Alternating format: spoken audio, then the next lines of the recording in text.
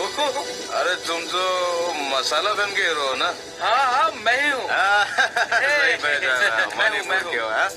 कैसे हो हाँ? प्लीज कम आ जाओ।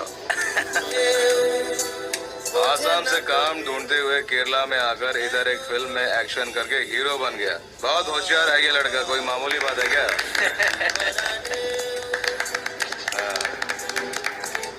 केरला के लोग तुम्हें सुपरस्टार बना देंगे, मगर याद रखना गाना मत गाना, समझे ना?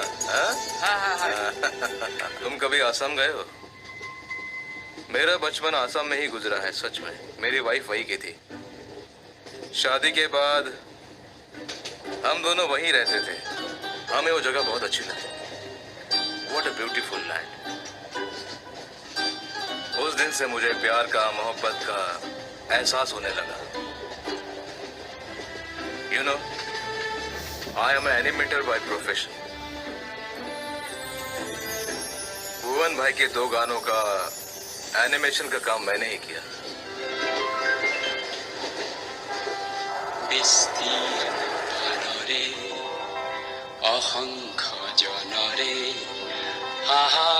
सच में आज जिस आदमी से मैं ट्रेन में मिला वो बहुत अच्छा है, मुझे यकीन है। इससे मैं कहीं तो मिला हूँ, कहाँ मिला हूँ?